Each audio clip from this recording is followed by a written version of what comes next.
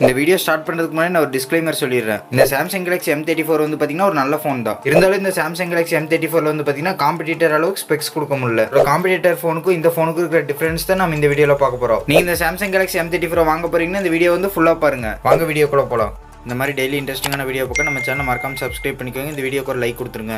இந்த ஃபோனை கையில் எடுத்தோம்னா இது 2020 வந்த ஃபோனான்னு கேட்பாங்க. ஏன்னு பார்த்தீங்கன்னா இந்த ஃபோன் வந்து வாட்டர் ட்ராப் நாச்சு தான் இன்னும் ஃபாலோ பண்ணுறாங்க. 2023 வந்தக்கப்புறமும் சாம்சங் என்னதான் பண்ணுறாங்களோ. இது டிஸ்பிளே சைஸ் வந்து பார்த்தீங்கன்னா 6.5 inch full HD plus AMOLED display கொடுத்துருக்காங்க. இது ரெஃப்ரெஷ் ரேட் வந்து பார்த்தீங்கன்னா 120 Hz. இது பீக் பிரைட்னஸ் வந்து பார்த்தீங்கன்னா 1000 nits. டிஸ்பிளே கிளாரிட்டியில் வேற லெவலில் கொடுத்துருக்காங்க. ஆனால் இன்டிஸ்பிளே ஃபிங்கர் பிரிண்ட் சென்சர் கொடுக்க மறந்துட்டாங்க. காம்படிட்டராக இருக்க எல்லா ஃபோன்லையும் பார்த்தீங்கன்னா இன்டிஸ்பிளே ஃபிங்கர் பிரிண்ட் சென்சர் தான் வருது. லாவாலில் கர்வ் டிஸ்பிளேவோட இன்டிஸ்பிளே ஃபிங்கர் பிரிண்ட் சென்சர் வருது. ஆனால் சாம்சங் வந்து பார்த்தீங்கன்னா side mounted fingerprint sensor தான் இருக்கு. யூஸ் பண்ண உங்களுக்கு எரிச்சலாயிரும். நெக்ஸ்ட் வந்து கேமரா. இந்த போன்ல வந்து பாத்தீங்கன்னா ட்ரிபிள் கேமரா செட்டப் கொடுத்திருக்காங்க. 50 mega pixel main camera, 8 mega pixel ultra wide, அப்புறம் 2 mega pixel auto focus sensor. Front camera வந்து பாத்தீங்கன்னா 13 மெகா பிக்சல் கொடுத்திருக்காங்க. கேமரா ஸ்பெசிஃபிகேஷன் நல்லா இருக்கு. சோ கேமராவும் நல்லா இருக்கும். சோ நீங்க இந்த போனை கேமராக்காக வாங்கலாம். நெக்ஸ்ட் வந்து பாத்தீங்கன்னா பேட்டரி. இந்த போன் வந்து பெரிய 6000 mAh பேட்டரி கொடுத்திருக்காங்க. அந்த சார்ஜ் பண்றதுக்கு சார்ஜரே கொடுக்கல. தனியா தான் வாங்கணும். அந்த சார்ஜரோட பிரைஸ் என்னன்னு சர்ச் பண்ணி பார்த்தா 1000 ரூபாய் சொல்றாங்க. அது ஒரு 25 வாட் சப்போர்ட் தான் இருக்கு. அந்த போனோட பேட்டரி வந்து பாத்தீங்கன்னா 6000 mAh. அதோட சார்ஜர் வந்து பாத்தீங்கன்னா 25 வாட் சார்ஜர் தான். சோ உங்களுக்கு சார்ஜ் ஆறதுக்குள்ள விடிஞ்சிரும். இதே காம்படிட்டர்ஸ்ல பாத்தீங்கன்னா 44 வாட் அப்புறம் 33 வாட்னு போயிட்டு இருக்காங்க. இவங்க இன்னும் 25 வாட் அதுவும் பாக்ஸ்லயே கொடுக்கல. இது எல்லாமே சேர்த்து அவங்களோட 8GB RAM 128GB மாடல் வந்து பாத்தீங்கன்னா 21000 ரூபாய்க்கு சேல் பண்றாங்க. இதே விலைக்கு பாத்தீங்கன்னா எக்கச்சக்க நல்ல போன் இருக்கு. ஆனாலும் சாம்சங் போன் தான் வேணுங்கிறவங்களுக்கு இது ஒரு நல்ல போன். சார்ஜர் ஸ்பீடு தான் கம்மி. இந்த போனோட அட்வான்டேஜஸ் பாத்தீங்கன்னா இதோட AMOLED டிஸ்பிளே தான். 120 Hz ரெஃப்ரெஷ் ரேட் கொடுத்திருக்காங்க. ஆனா in display finger print sensor இல்ல. நெக்ஸ்ட் வந்து பாத்தீங்கன்னா இந்த போனோட கேமரால வந்து பாத்தீங்கன்னா OS சப்போர்ட்டோட கொடுத்திருக்காங்க. சோ உங்களுக்கு கேமராவும் நல்லா இருக்கும். நெக்ஸ்ட் வந்து பாத்தீங்கன்னா ஒரு சாஃப்ட்வேர் அப்டேட் 5 வருஷத்துக்கு உங்களுக்கு பிரச்சனையே இருக்காது. நெக்ஸ்ட் வந்து பாத்தீங்கன்னா ஒரு பேட்டரி பெரிய 6000 mAh பேட்டரி கொடுத்திருக்காங்க. ஆனா சார்ஜர் வந்து பாக்ஸ்லயே கொடுக்கல. அப்படி நம்ம தனியா வாங்கினாலும் ஒரு 25 வாட் சப்போர்ட் தான். ஒருவேளை உங்களுக்கு சாம்சங் போன் மட்டும் தான் வேணும்னா நீங்க இந்த போனை வந்து கண்டிப்பா சூஸ் பண்ணலாம். இல்ல எனக்கு சாம்சங் போன் வேணா வேற கம்பெனியை சூஸ் பண்றீங்கன்னா உங்களுக்கு நிறைய ஆப்ஷன்லாம் இருக்கு. அது என்னென்ன ஆப்ஷன் தெரிஞ்சுக்கணும்னா நம்ம சேனல் முதல்ல வீடியோ போட்டுருக்க 20000 ரூபாய்க்குள்ள இருக்கிற 3 பெஸ்ட் போன், அப்புறம் 25000 ரூபாய்க்குள்ள இருக்க 3 பெஸ்ட் போன் லிங்க் வந்து கமெண்ட் செக்ஷன்ல கொடுக்குற, மறக்காம கிளிக் பண்ணி பாருங்க.